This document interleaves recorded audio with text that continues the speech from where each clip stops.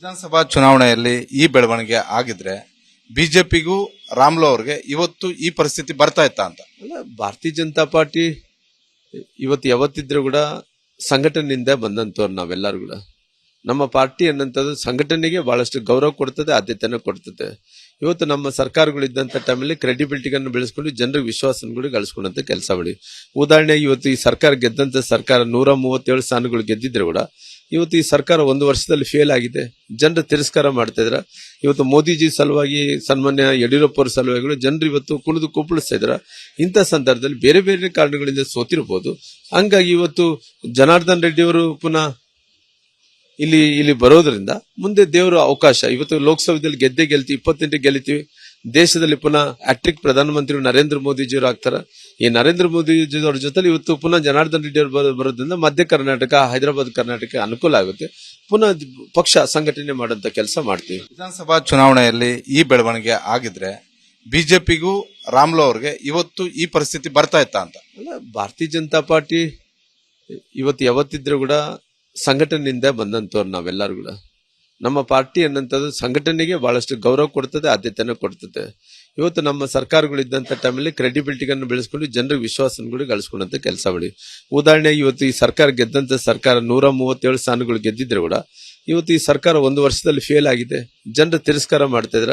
ಇವತ್ತು ಮೋದಿಜಿ ಸಲುವಾಗಿ, ಸನ್ಮಾನ್ಯ ಯಡಿಯೂರಪ್ಪ ಅವರ ಸಲುವಾಗಿ ಜನರು ಇವತ್ತು ಕುಣಿದು ಕುಪ್ಪಳಿಸ್ತಾ ಇದ್ರ. ಇಂಥ ಸಂದರ್ಭದಲ್ಲಿ ಬೇರೆ ಬೇರೆ ಕಾರಣಗಳಿಂದ ಸೋತಿರಬಹುದು.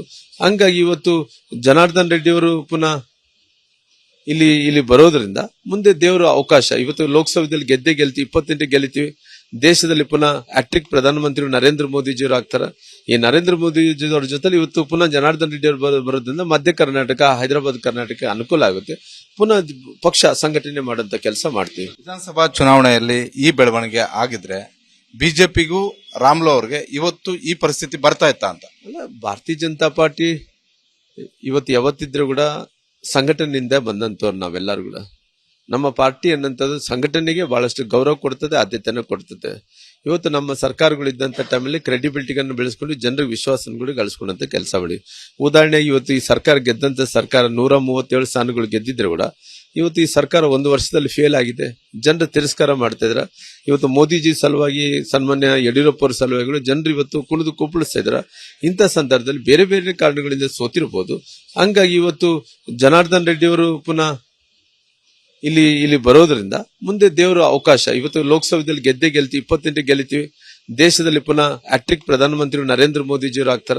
ಈ ನರೇಂದ್ರ ಮೋದಿಜಿಯವರ ಜೊತೆ ಇವತ್ತು ಪುನಃ ಜನಾರ್ದನ್ ರೆಡ್ಡಿ ಅವರು ಬರೋದ್ರಿಂದ ಮಧ್ಯ ಕರ್ನಾಟಕ, ಹೈದರಾಬಾದ್ ಕರ್ನಾಟಕ ಅನುಕೂಲ ಆಗುತ್ತೆ. ಪುನಃ ಪಕ್ಷ ಸಂಘಟನೆ ಮಾಡಂತ ಕೆಲಸ ಮಾಡ್ತೀವಿ. ಅನುಕ್ಷಣದ ಸುದ್ದಿಗಳಿಗಾಗಿ ವಿಸ್ತಾರ ನ್ಯೂಸ್ ಯೂಟ್ಯೂಬ್ ಚಾನೆಲ್ ಸಬ್ಸ್ಕ್ರೈಬ್ ಮಾಡಿ. ಹೊಸ ಸುದ್ದಿಗಳ ನೋಟಿಫಿಕೇಶನ್ಗಾಗಿ ಬೆಲ್ ಐಕಾನ್ ಕ್ಲಿಕ್ ಮಾಡಿ. ಲೇಟೆಸ್ಟ್ ಅಪ್ಡೇಟ್ಸ್ಗಾಗಿ www.vistaranews.com ವೆಬ್ಸೈಟ್ಗೆ ವಿಸಿಟ್ ಮಾಡಿ. ಅಂಗೈಯಲ್ಲೇ ಜಗತ್ತಿನ ಸುದ್ದಿ ತಿಳಿಯಲು ವಿಸ್ತಾರ ನ್ಯೂಸ್ ಕನ್ನಡ ಆಪ್ ಡೌನ್ಲೋಡ್ ಮಾಡಿ.